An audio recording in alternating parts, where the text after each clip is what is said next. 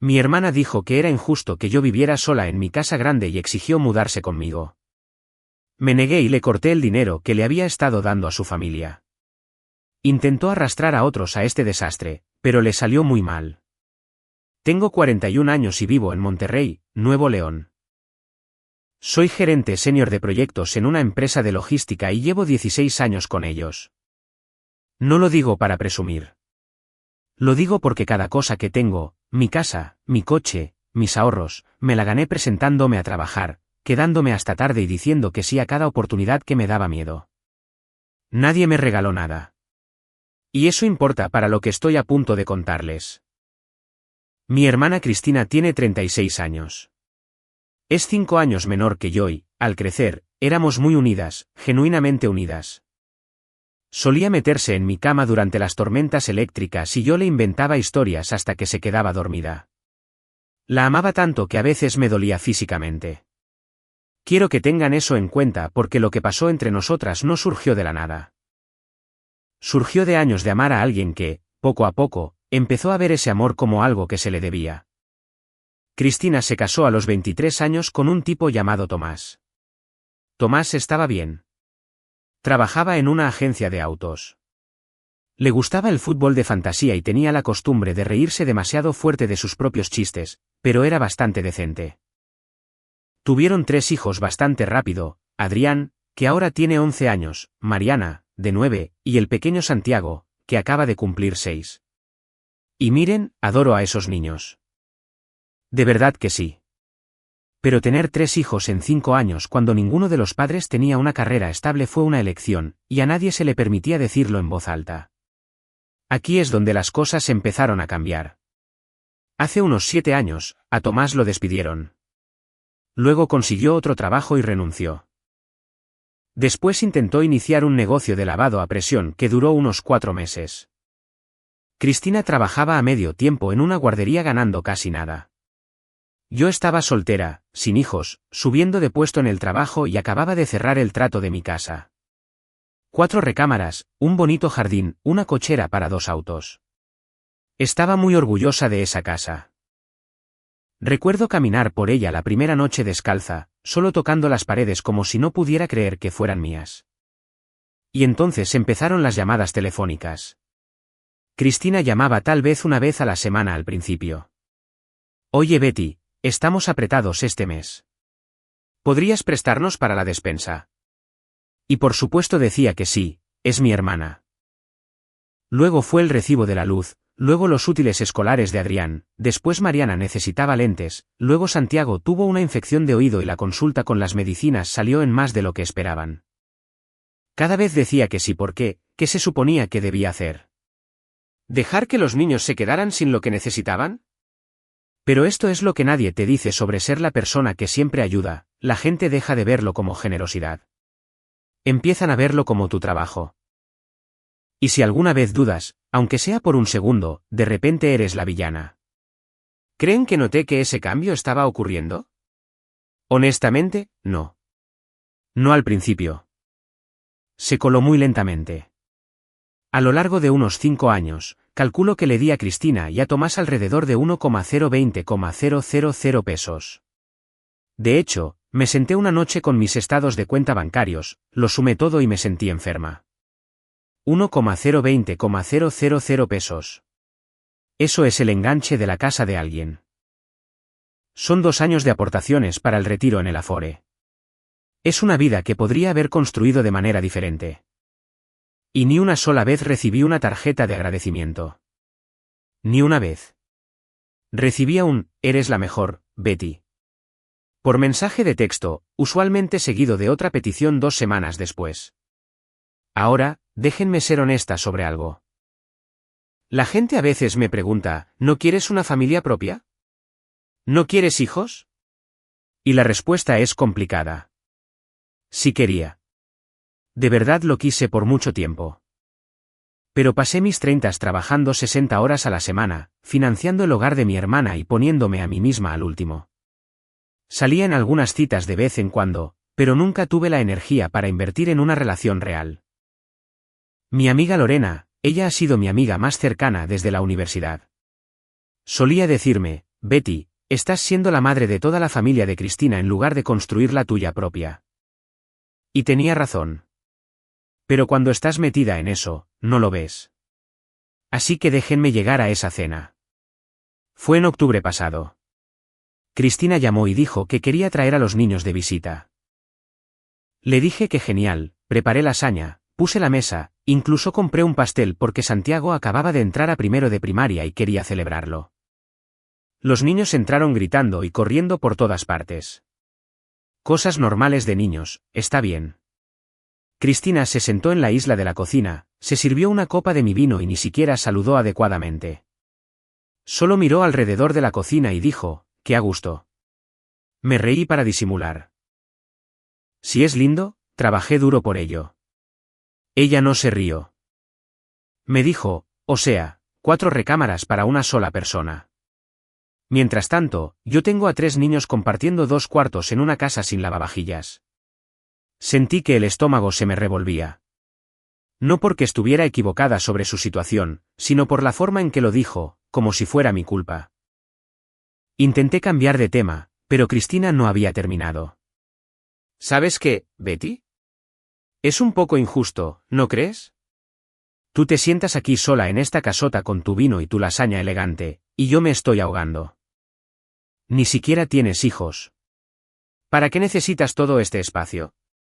Dejé mi tenedor y le dije muy tranquilamente, Chris, compré esta casa con el dinero que gané. La elegí porque la quería. No tengo que justificar el espacio. Ella rodó los ojos. Literalmente me rodó los ojos. Y luego dijo lo que cambió todo. Se inclinó hacia adelante y me dijo, si fueras una buena persona, como una hermana realmente buena, nos dejarías mudarnos permanentemente. Tienes el espacio, solo que no quieres compartir. Me quedé sentada ahí por un momento y sonreí. No una sonrisa feliz. El tipo de sonrisa que aparece justo antes de tomar una decisión de la que no hay marcha atrás. Le dije, eso no va a funcionar, Chris. Ella parpadeó. ¿Qué? No va a funcionar. No se van a mudar aquí. Y entonces se levantó, agarró su copa de vino y dijo, vaya, realmente eres tan fría como dice Tomás. Dejé que eso se quedara en el aire. No discutí. No lloré. Solo empecé a recoger los platos. Pero por dentro. Por dentro estaba ardiendo, porque esto no se trataba solo de esa noche. Se trataba de 7 años de hacer transferencias y no recibir más que críticas a cambio. 7 años de morderme la lengua. 7 años de ser la buena hermana mientras ella se hacía la víctima. Y algo en mí decidió esa noche en mi cocina, mientras ella reunía a sus hijos y se iba sin despedirse, algo en mí decidió que el cajero automático estaba oficialmente cerrado. Ahora, sé lo que algunos de ustedes podrían estar pensando. Tal vez fui demasiado dura. Tal vez debí haberlo manejado de otra manera. Pero honestamente, ¿pueden imaginarse a alguien comiendo su comida, bebiendo su vino, sentada en la casa que ustedes pagaron y diciéndoles que son una mala persona por no entregarles todo? Porque eso fue lo que pasó. Mi amiga Lorena me llamó más tarde esa noche. Le conté todo y dijo algo que se me quedó grabado. Me dijo, Betty, no perdiste a una hermana esta noche.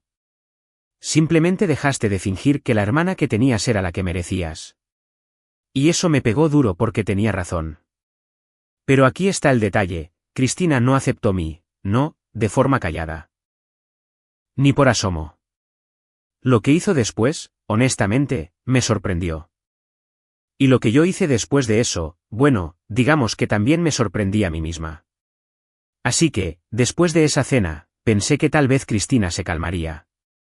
Tal vez se despertaría a la mañana siguiente, repasaría lo que dijo y se sentiría aunque fuera un poco avergonzada. Eso es lo que haría una persona razonable, ¿verdad? Pero Cristina no llamó para disculparse. Llamó para redoblar la apuesta. 3 días después me envió un mensaje de texto que decía, y ojalá estuviera inventando esto, hablé con Tomás y creemos que lo justo sería que al menos dejaras que los niños se queden contigo durante la semana escolar para que puedan tener sus propias recámaras. De todos modos no las estás usando. No era una pregunta, no era una petición. Una decisión que ella y Tomás aparentemente habían tomado juntos sobre mi casa. Mi casa, de la que yo pago la hipoteca. Mi casa, que tiene mi nombre en las escrituras. Simplemente lo decidieron. No respondí. Ni ese día, ni al día siguiente. Y honestamente, el silencio se sintió poderoso.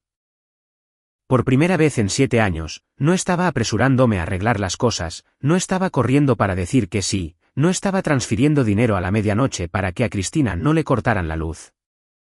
Solo me senté en mi sala, me tomé mi café y dejé que mi celular vibrara sin contestarlo. Y eso volvió a Cristina absolutamente loca. Me llamó 4 veces al día siguiente, dejó 2 mensajes de voz. El primero fue dulce, sospechosamente dulce: hola Betty, solo reportándome. ¿Te quiero? Llámame. El segundo tenía a la verdadera Cristina. Ok, así que ahora simplemente me ignoras. Muy madura, Beatriz. Muy madura. Lorena me dijo que me mantuviera firme. Me dijo, en el momento en que respondas, encontrará una grieta por donde colarse. Solo espera. Y Lorena tenía razón, porque lo que pasó después fue algo que genuinamente no esperaba. Cristina se apareció en mi trabajo. Necesito que se imaginen esto: estoy sentada en una junta con 6 personas presentando un reporte trimestral de logística. Muy profesional, muy serio. Y mi compañera de trabajo Daniela toca la puerta de cristal y me dice moviendo los labios: tu hermana está en la recepción. Casi me ahogo con el agua.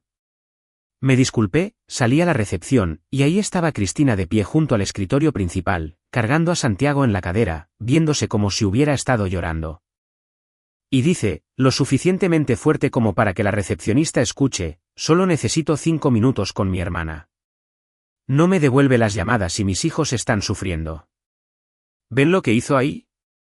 Lo hizo público. Usó a un niño como utilería. Convirtió mi lugar de trabajo en su escenario.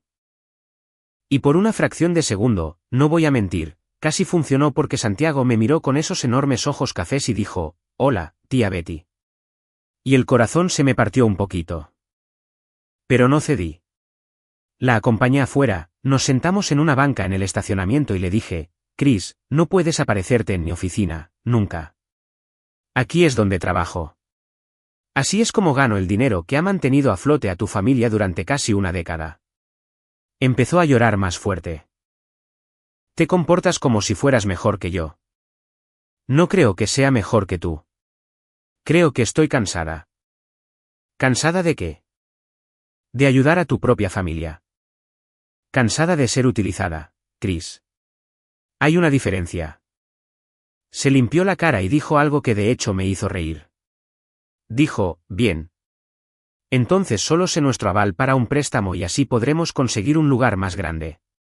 La miré. Le dije: ¿quieres que sea su aval para un préstamo para ti y para Tomás? Tomás, que ha tenido 9 trabajos en 7 años y una calificación en el buró de crédito que probablemente empieza con un 4. Ni siquiera lo negó. Solo dijo: ves, ahí estás siendo criticona otra vez. Honestamente, no sé si debí haberme reído, pero lo hice. Ahí mismo en el estacionamiento. Porque llega un punto en que el descaro se vuelve genuinamente cómico. O sea, que seguía. ¿Iba a pedirme que adoptara a sus hijos y que además le pagara un sueldo por visitarlos los fines de semana? Dije que no a lo del aval, obviamente, y dije algo que me había estado aguantando por mucho tiempo. Le dije: Chris, no te voy a dar más dinero. Ni para el súper, ni para los recibos, ni para las actividades de los niños, ni para la próxima idea de negocio de Tomás. Se acabó. Te quiero, pero el banco está cerrado.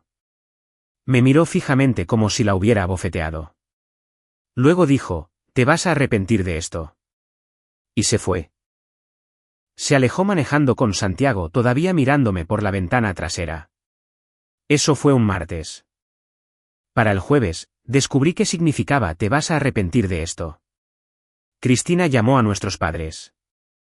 Ahora, mi mamá y mi papá, Patty y Juan, viven en Saltillo, a unas 2 horas de Monterrey. Ambos están jubilados.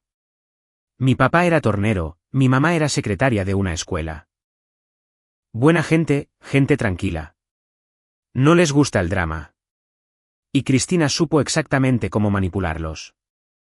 Llamó a mamá llorando, con un llanto fuerte, feo y teatral, y le dijo que yo había abandonado a su familia, que me negaba a ayudar con los niños, que le había dicho que era una mala madre. Nada de lo cual, por cierto, era verdad. Mamá me llamó el viernes por la mañana. Sonaba preocupada. Me dijo: Beatriz, mija, ¿qué está pasando contigo y tu hermana? Dice que le cortaste la ayuda. Tomé aire y le conté todo. No solo la cena, no solo el estacionamiento, todo. El 1.020.000 pesos, las constantes peticiones, los chantajes emocionales, su sentido de derecho, el hecho de que Cristina llamó a mi casa un espacio desperdiciado. Le conté sobre la puerta giratoria de trabajos de Tomás. Le dije que no había ahorrado adecuadamente para mi retiro porque estaba demasiado ocupada siendo el fondo de emergencias de Cristina. Le dije todo. Y aquí es donde pasa la parte inesperada.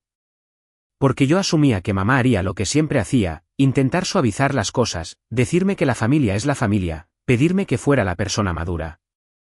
Eso era lo que había hecho toda mi vida.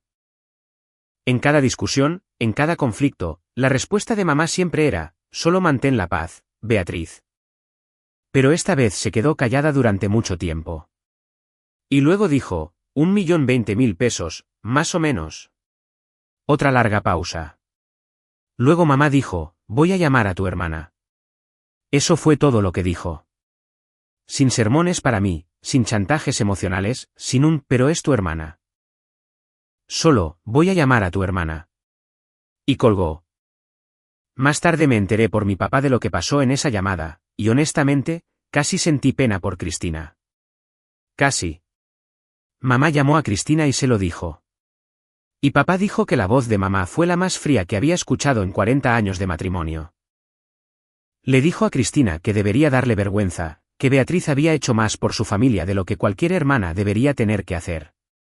Que 1,020,000 pesos era más de lo que papá ganaba en un año antes de jubilarse. Y entonces, mamá dijo lo que aparentemente hizo que Cristina se quedara completamente en silencio. Le dijo: tu hermana no tiene una familia propia, Cristina. ¿Alguna vez te has detenido a pensar por qué? ¿Alguna vez te has preguntado si tal vez pasó los años que debería haber estado teniendo citas y construyendo su vida, firmando cheques para que tus hijos pudieran comer? Papá dijo que Cristina no tuvo respuesta para eso, pero mamá no había terminado. Ella le dijo: y otra cosa, tú y Tomás necesitan conseguir trabajos. Trabajos reales, los dos, de tiempo completo. No más excusas sobre los niños, no más historias tristes, no más llamar a Beatriz cada vez que hay que pagar la renta. ¿Tienen 36 años? Resuélvanlo. ¿Se lo pueden imaginar? Mi madre, la dulce y tranquila Patty, que nunca ha levantado la voz en una cena de Navidad, básicamente le dijo a Cristina que madurara y consiguiera un trabajo.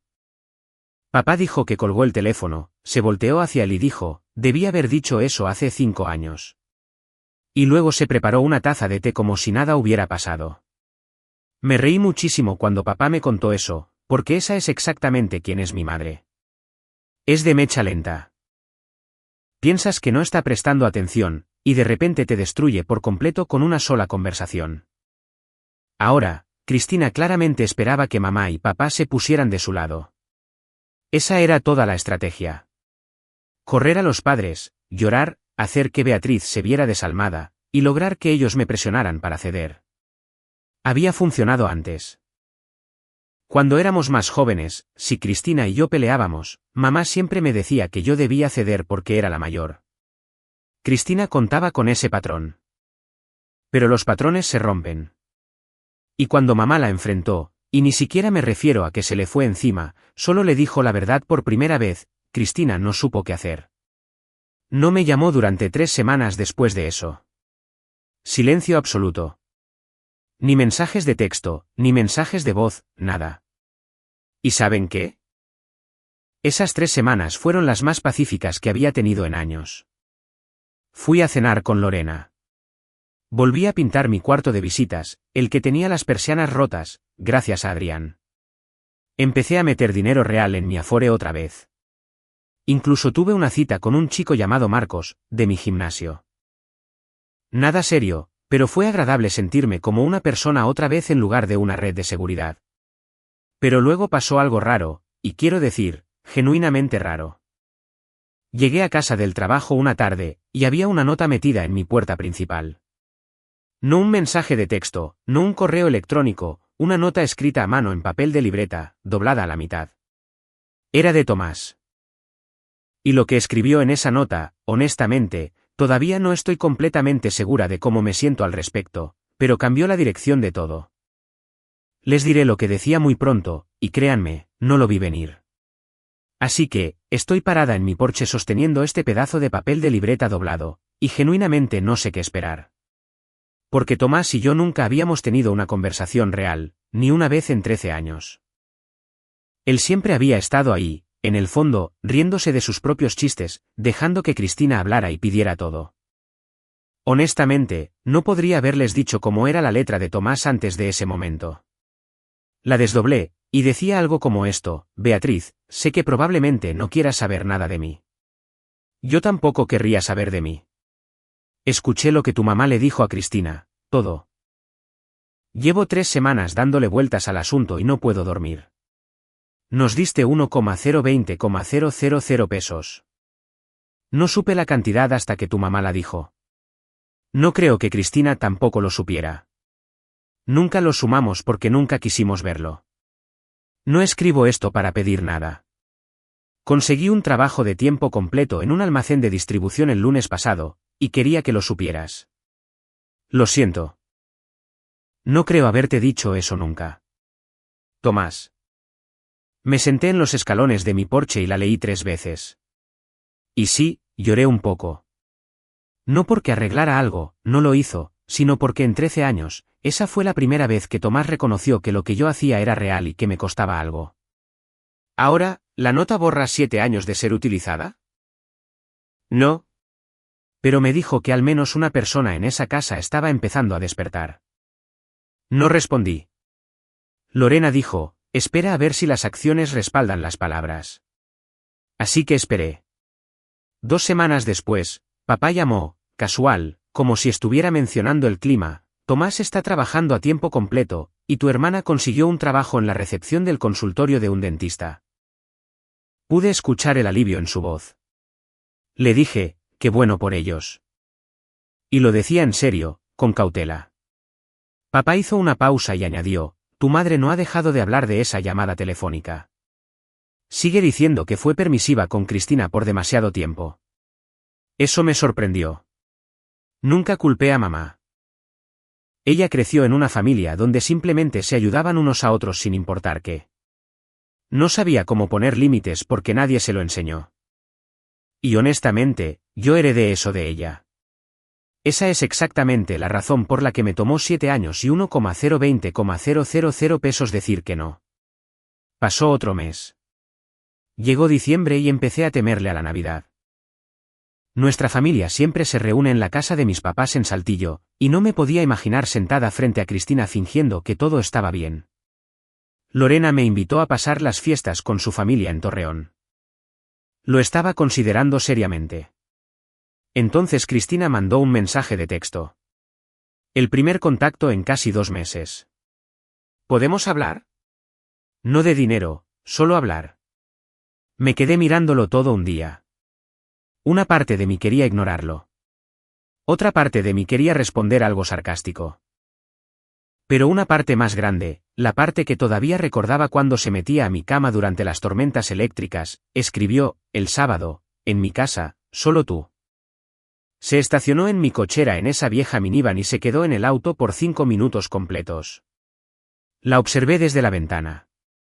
Agarraba el volante ensayando algo. Cuando entró, se veía diferente. No físicamente, se veía más pequeña. No triste, humilde. Como alguien que había llevado un disfraz durante años y finalmente se lo quitó. Se sentó en la isla de mi cocina, en el mismo lugar de aquella horrible cena de octubre. Preparé café, puse una taza frente a ella y esperé. Había dejado de ser la persona que llenaba los silencios para que los demás se sintieran cómodos. Finalmente, dijo: no sé cómo empezar. Empieza con lo que sea verdad. Ella se quedó mirando su taza. He sido una hermana terrible contigo. No discutí. No me apresuré a decir, no, no lo has sido. Porque ella tenía razón.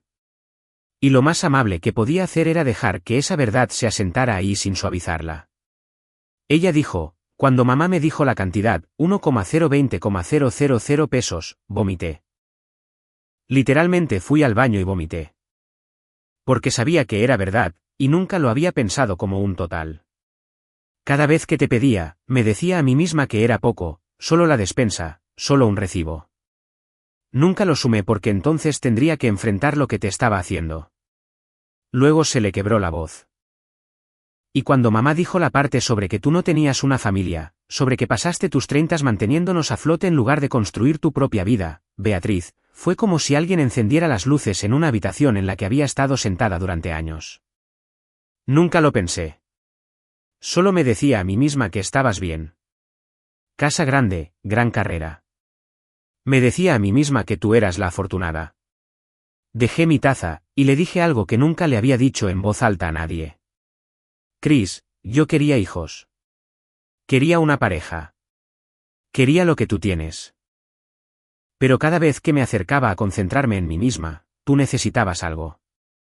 Y no podía decir que no, porque ¿qué clase de hermana dice que no?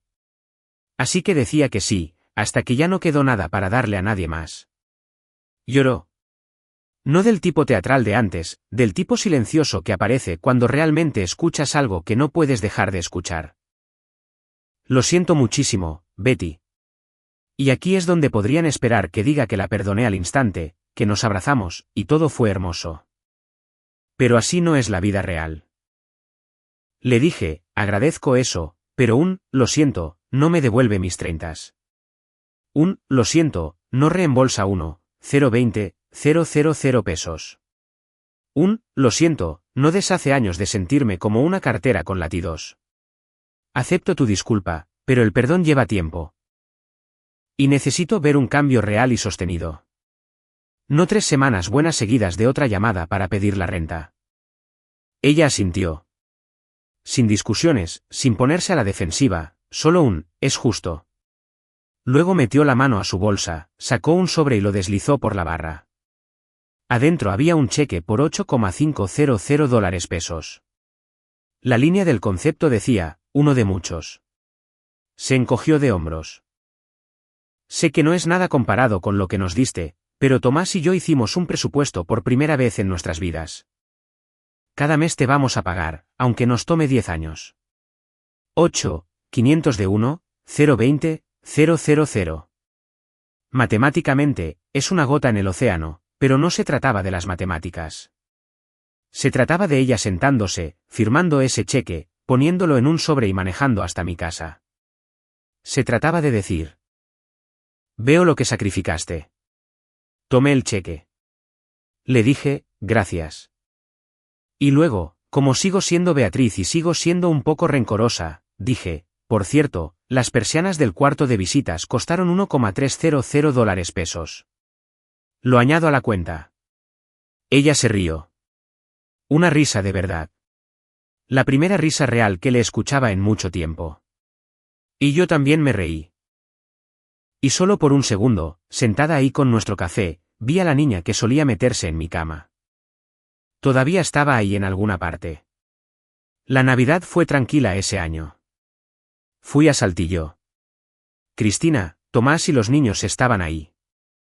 Nadie mencionó el dinero o la pelea. Mamá hizo su pierna al horno. Papá se quedó dormido viendo el fútbol americano en el medio tiempo. Los niños corrían como locos por el patio. Cristina y yo no tuvimos un gran momento dramático. Simplemente coexistimos pacíficamente.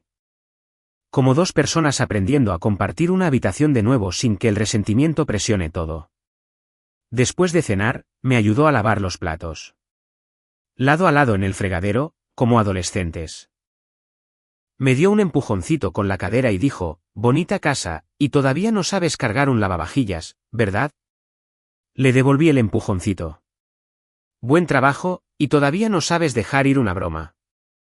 Algo pequeño, pero nuestro. Eso fue hace 4 meses. Tomás sigue trabajando. Cristina sigue en el consultorio del dentista. He recibido 3 cheques más, de $8,500 cada uno, justo a tiempo. Ahora nos mandamos mensajes, no como antes. Sin peticiones de dinero. Cosas normales. Me mandó el proyecto de ciencias de Santiago. Yo le mandé la receta de pan de plátano de mamá. ¿Ya sané por completo? Bueno, todavía me enojo a veces.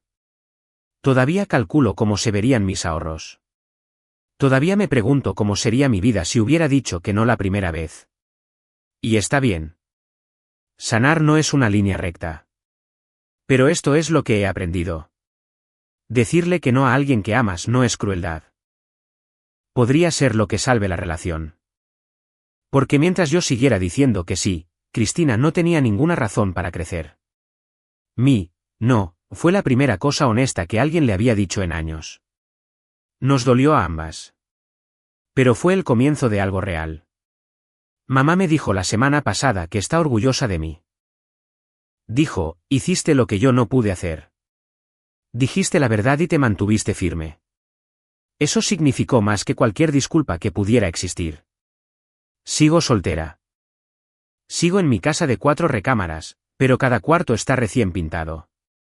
Estoy ahorrando dinero real otra vez. Y Marcos, del gimnasio, me invitó a salir el martes pasado. Así que tal vez mis 40 serán la década en la que finalmente me ponga a mí misma en primer lugar. Y lo digo de la mejor manera. Cristina y yo tenemos un largo camino por delante, pero por primera vez en años, caminamos en la misma dirección. Y mi cuarto de visitas tiene persianas nuevas. Así que ya saben. Esa es mi historia. Si la disfrutaron, realmente agradecería que le dieran me gusta. Significa más de lo que creen. Y si algo de aquí les recordó a su propia familia, o si habrían manejado algo de esto de manera diferente, déjenlo en los comentarios. Leo cada uno de ellos, y sus perspectivas honestamente me ayudan a sentirme menos sola. Ya sea que seas la Beatriz de tu familia, la Cristina, o incluso el Tomás que finalmente está despertando, te entiendo y te veo.